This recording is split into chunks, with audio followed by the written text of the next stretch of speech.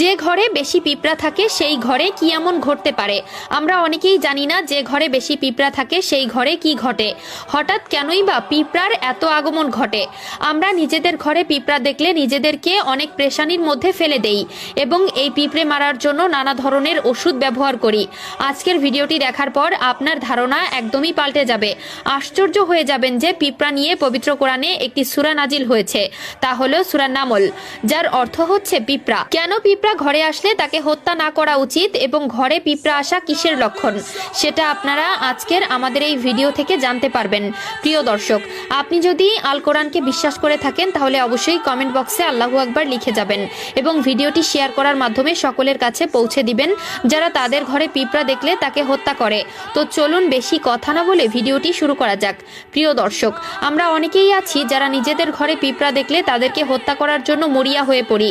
তবে পিঁপড়া হত্যা করা ইসলামের শরীয়ত অনুযায়ী কেন একটি অপরাধ, তা হযরত সুলাইমান আলাইহিসসালামের ঘটনা জানলে বুঝতে পারবো। হযরত সুলাইমান আলাইহিসসালাম একটি নদীর কিনারে বসে আল্লাহর ধ্যান এবং খেয়ালে মগ্ন হয়েছিল। ঠিক সে সময় আল্লাহ তাআলার এক কুদরতি দৃশ্য দেখে অবাক হয়ে গেলেন। তিনি লক্ষ্য করলেন একটি পিঁপড়া তার মুখে কিছুটা খাবার নিয়ে নদীর কিনারের দিকে যাচ্ছে। পিঁপড়াটি আস্তে আস্তে সামনের দিকে যেতে যেতে নদীর একদম শেষ সীমানায় পৌঁছে গেল এবং অপেক্ষা করতে থাকলো।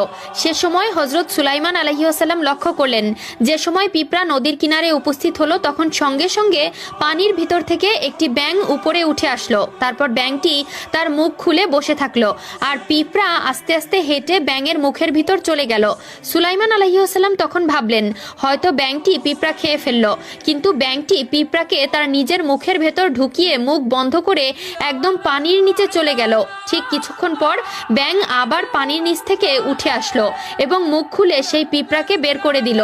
তিনি লক্ষ্য করলেন পানির ভেতরে যাওয়ার আগে পিঁপড়ার মুখে যে খাবারটি ছিল সেটি পানি থেকে বের হওয়ার পরে তার মুখে আর নেই।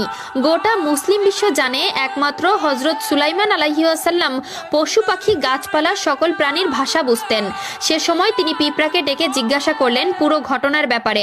তখন পিঁপড়াটি বলতে লাগলো, হে আল্লাহর নবী, আমি এই নদীর গভীরে একটি পাথরের কাছে গিয়েছিলাম যেখানে একটি কীট বসবাস করে, আর আল্লাহ তাআলা আমাকে নির্দেশ দিয়েছেন আমি যেন সেই কীটকে নিয়মিত খাবার পৌঁছে দেই, আর আমাকে সাহায্য করার জন্য আল্লাহ তাআলা এই ব্যাঙটিকেও নির্দেশ দিয়েছেন। তাই এই দয়ালু পিঁপড়াকে আমাদের কোনো সময় হত্যা করা উচিত নয়।